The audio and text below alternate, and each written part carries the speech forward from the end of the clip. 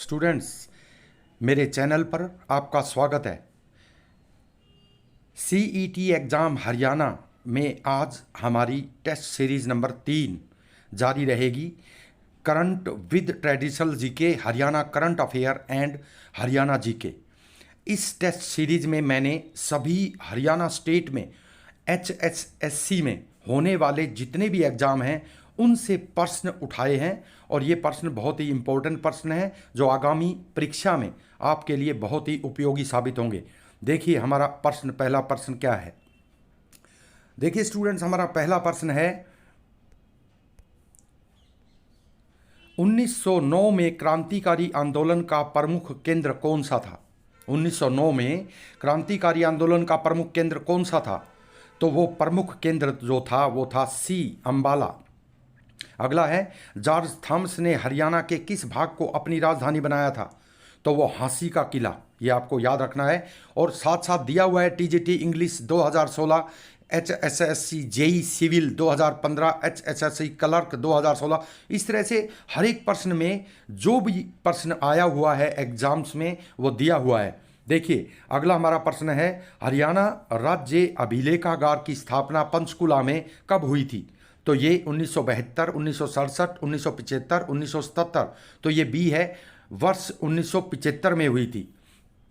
देखिए हमारा अगला क्वेश्चन क्या है स्टूडेंट्स, नंबर 4 पे आइए। नंबर 4 पे देखिए, सुमेलित कीजिए सूची 1 और सूची 2। हरियाणा कलकत्ता प्रेसिडेंसी के अधीन, पंजाब के अधीन, उत्तरी पश्चिमी प्रांत के अधीन। तो देखिए हरियाणा का भिन्न भिन्न समय में किसके अधीन रहना, उसकी सूची का मिलान हमें करना है।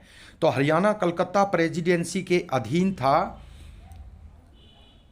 1803, 1833, 1803 से 1833 ईस्वी तक। तो पहले का आंसर जो है वो एक है, यानी एक का एक है। फिर बी है, पंजाब के अधीन कब था? तो पंजाब के अधीन था 1857 से 1947 तक। तो यानी बी का आंसर जो है वो 3 है।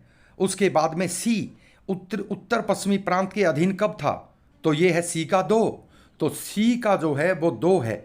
तो इस तरह से हमारा आंसर इसमें बी हमें प्राप्त होता है स्टूडेंट्स। नंबर 5 पे देखिए, नंबर 5 में निम्न में से हरियाणा का कौन सा क्षेत्र मुगल बादशाह आलमगीर द्वितीय ने मराठों को दिया था? निम्न में से कौन सा क्षेत्र मुगल सम्राट आलमगीर द्वितीय ने मराठों को दिया था? तो देखिए कुरुक्षेत्र है, करनाल है, यमुनानगर है और जींद है। तो वो जो एरिया दिया था वो था कुरुक्षेत्र। ए नंबर पे ये दिया गया है। तो स्टूडेंट्स देखिए, लगातार मैंने ये आपके लिए एक परीक्षा तैयार की है जो आने वाली कॉम्पिटिटिव एग्जाम में आपके लिए बहुत ही लाभकारी सिद्ध होगी। अगला जो है हमारा अगला प्रश्न है, देखिए नंबर 6, गोहाना क्षेत्र में किस शासक के विरुद्ध विद्रोह हुआ था? तो गोहाना क्षेत्र में विद्रोह हुआ था फिरोज शाह तुगलक के खिलाफ। फिरोज शाह तुगलक जो है उसके खिलाफ विद्रोह हुआ था। नंबर 7, किसके शासनकाल में हरियाणा के कैथल में भयानक विद्रोह हुआ था? तो वो हुआ था बाबर के काल में। आपको याद रखना है। और कोई भी अगर प्रश्न में गलती होती है तो आप कमेंट्स में लिख सकते हैं, मैं उसकी जांच करके आपके सामने सच्चाई को रख दूंगा। देखिए अगला हमारा प्रश्न क्या है, नारनौल में सतनामियों ने किसके काल में विद्रोह किया था? तो औरंगजेब था। सतनामियों का विद्रोह जो नारनौल में हुआ था, और सतनामी जाति नारनौल की ही रहने वाली थी। वो औरंगजेब के खिलाफ भड़की थी क्योंकि उसने जो है इस्लाम में लोगों को ले जाना शुरू किया था, उससे लोग भड़के हुए थे। तो सी इसमें हमारा आंसर होगा, औरंगजेब। हमारा अगला प्रश्न है, देखिए स्टूडेंट्स 9 नंबर, किस क्षेत्र में जाटवा नामक राजपूत के नेतृत्व में सितंबर 1192 में गोरी की सेना के साथ भयंकर युद्ध हुआ था? तो गोरी की सेना के साथ जो भयंकर युद्ध हुआ था वो हुआ था झांसी में। ये आपको याद रखना है, डी इसमें आंसर होगा। मेवात के किस प्रशासक ने गोरी की सेना को चुनौती दी थी? तो आपको याद रखना है कि मेवात में हेमराज की सेना ने जो है मेवात जो था वहाँ हेमराज यानी हेमू नाम का शासक होता था, जिसने हेमू ने आपको याद होगा पानीपत के युद्ध में भी भाग लिया था। तो इसने गोरी की सेना को चुनौती दी थी। तो बी इसमें हमारा आंसर होगा स्टूडेंट्स। 11 नंबर प्रश्न पे आइए, चीनी यात्री हुन सान हरियाणा में कितने वर्ष तक रहा? तो चीनी यात्री हुन सान हर्षवर्धन के काल में भारत आया था। है से हुन सान और दूसरा जो बचा फाइयान वो चंद्रगुप्त द्वितीय यानी चंद्रगुप्त विक्रमादित्य के काल में आया था। तो इसमें हमारा बी आंसर होगा, 14 से 15 वर्ष रहा। तो उसके बाद में अगला क्वेश्चन है, भगवान विष्णु का स्थायी निवास स्थान किस तीर्थ में माना जाता है? तो सन्निहित तीर्थ, सी इसमें हमारा आंसर होगा। आगे है, कुनिंद गणराज्य का क्षेत्र वर्तमान हरियाणा के किस जिले में विस्तृत था? कुनिंद गणराज्य का क्षेत्र वर्तमान हरियाणा के किस जिले में विस्तृत था? तो आपको याद रखना है, ये था अंबाला में। अगला क्वेश्चन देखिए स्टूडेंट्स, अगले क्वेश्चन में आते हैं। 14 नंबर क्वेश्चन देखिए, किस ग्रंथ के अनुसार प्रभाकर वर्धन की मृत्यु होने पर रानी यशोमती राजा की चिता पर समय को समर्पित कर सती हो गई थी? तो ये किस किताब में लिखा हुआ है?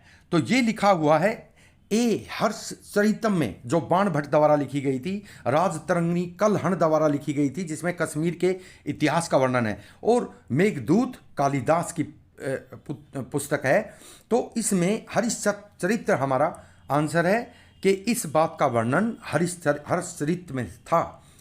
नंबर 15 पे आते हैं स्टूडेंट्स। 15 नंबर, चीनी यात्री हुन सांग किसके काल में हरियाणा में आया था? मैंने अभी बताया था कि चीनी यात्री हुन सांग है इसके, ये एक हम ट्रिक्स बना सकते हैं कि है इसके नाम में आगे है, तो हर्षवर्धन के काल में आया था, तो बी इसमें हमारा आंसर होगा। उसके बाद में 16 नंबर में देखिए, निम्न ग्रंथ के अनुसार हरियाणा को बहुधान्य कहा गया है, तो वो किस में? महाभारत में।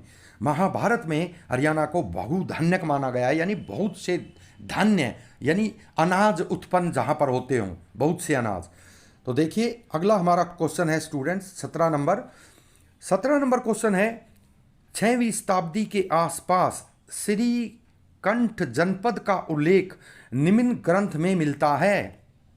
किस ग्रंथ में श्रीकंठ जनपद का उल्लेख मिलता है? देखिए ये है बाण भट्ट के हरिश्चरित में ये वर्णन मिलता है। 18 नंबर में देखिए, निम्न स्थान से चित्रित चूड़ियाँ प्राप्त हुई हैं, तो चित्रित चूड़ियाँ कहाँ से प्राप्त हुई है? देखिए ऑप्शन में दिया हुआ है, सीसवाल, मीठा थल, राखी गढ़ी, उपरोक्त छवि। और उपरोक्त छवि यानी ये तीनों जगह से जो है चित्रित चूड़ियाँ प्राप्त हुई हैं। नंबर 19 पे आइए, हरियाणा में प्राप्त कुषाणकालीन, कुषाण कौन था? कनिष्क कुषाण था। कुषाण वंश का सबसे प्रतापी शासक कनिष्क था, जिसने 78 ईस्वी पूर्व शक संवत भी चलाया था। आंगनवाड़ी पेपर में आया हुआ है 2017 में, तो ये आपको याद रखना है, 2017 में आया है। तो हरियाणा में प्राप्त कुषाणकालीन मूर्तियों का प्रमुख केंद्र कौन सा रहा है? तो ये रहा है रोहतक, सी ऑप्शन इसमें हमारा आंसर होगा। नेक्स्ट क्वेश्चन पे आते हैं स्टूडेंट्स, देखिए 20 नंबर। 20 नंबर पे, हरियाणा के मध्य स्थित हृदय हरियाणा का कौन सा नगर है? हृदय हरियाणा यानी हरियाणा का हृदय कौन सा नगर है? तो वो जींद है, ए इसमें हमारा आंसर होगा स्टूडेंट्स। उसके बाद में 21 नंबर पे आते हैं। 21 नंबर पे देखिए, मोरनी पहाड़ी हरियाणा के किस जिले में स्थित है? मोरनी पहाड़ी हरियाणा के किस जिले में स्थित है? आपको पता है, चंडीगढ़ की तरफ यानी पंचकुला, पंचकुला में है, ये देखिए जिले में स्थित है। मोरनी पहाड़ियों का समुद्र तल से लगभग कितनी ऊंचाई पर स्थित है? मोरनी पहाड़ियां समुद्र तल से लगभग कितनी ऊंचाई पर स्थित हैं? ये देखिए, ध्यान से देखिए इसको, ये है इसका आंसर 1400 से 1600 मीटर ऊंचाई पर स्थित हैं, यानी डी इसमें हमारा आंसर होगा। आगे हम आते हैं 23 नंबर पे। 23 नंबर पे देखिए स्टूडेंट्स, मोरनी पहाड़ियों की सर्वोच्च चोटी का क्या नाम है? तो मोरनी पहाड़ियों की सर्वोच्च चोटी का नाम करो है। करो सर्वोच्च चोटी जो है उसका नाम करो है। हरियाणा के दक्षिण में कौन सा प्रदेश जो है, कौन सा राज्य है? तो हरियाणा के दक्षिण में राज्य है राजस्थान, सी। हरियाणा के उत्तर पूर्व में अवस्थित राज्य क्या है? तो उत्तर पूर्व में, वैसे उत्तर में तो पंजाब है, लेकिन यहाँ देखिए, यहाँ हिमाचल प्रदेश, उत्तर पूर्व में हिमाचल प्रदेश पड़ता है, तो इसमें सी हमारा आंसर होगा। अगला हमारा क्वेश्चन है 26 नंबर, देखिए स्टूडेंट्स, सब हरियाणा के पश्चिम में अवस्थित राज्य क्या है? तो हरियाणा के पश्चिम में अवस्थित राज्य है ए राजस्थान, तो इसमें ए राजस्थान हमारा आंसर होगा। मारकंडा क्या है? तो मारकंडा हरियाणा की एक पहाड़ी है, कृषि पद्धति है, हरियाणा की नदी है, हरियाणा की झील है, तो ये नदी है, तो सी इसमें हमारा आंसर होगा। नेक्स्ट आते हैं अगले क्वेश्चन पे स्टूडेंट्स, 28 नंबर में देखिए, निम्न में से कौन सा हरियाणा का भौगोलिक लक्षण है? HSSC जेई सिविल 2015 में आया हुआ क्वेश्चन है। यमुना घग्गर मैदान राज्य का सबसे बड़ा भाग बनना, बिल्कुल सही है। उत्तर पूर्व में शिवालिक की पहाड़ियाँ, बिल्कुल सही है, ये भौगोलिक लक्षण है हरियाणा के। दक्षिण में अरावली श्रृंखला, बिल्कुल सही है। तो उपरोक्त सभी इसमें डी हमारा आंसर होगा स्टूडेंट्स। उसके बाद में आते हैं नंबर 29 पे। 29 नंबर में देखिए, 29 नंबर में दैनिक हरिभूमि समाचार पत्र निकाला जाता है पलवल, रोहतक, हिसार, अंबाला। तो देखिए कहाँ से निकाला जाता है? ये निकाला जाता है रोहतक से। हरिगंधा क्या है? 30 नंबर क्वेश्चन देखिए, एक पौधे का नाम, एक प्रकार का फल, एक दूरदर्शन केंद्र, साहित्य अकादमी की मुख्य पत्रिका का नाम हरिगंधा है, तो डी इसमें हमारा आंसर होगा। तो स्टूडेंट्स आज के वीडियो में इतना ही। नेक्स्ट वीडियो जल्दी ही आपसे मिलता हूँ। चैनल को सब्सक्राइब करना, वीडियो को लाइक, शेयर और कमेंट करना न भूलें, ताकि मैं आपके लिए लगातार जो है अगले एग्जाम की सीरीज आपके समक्ष प्रस्तुत करता रहूं। धन्यवाद।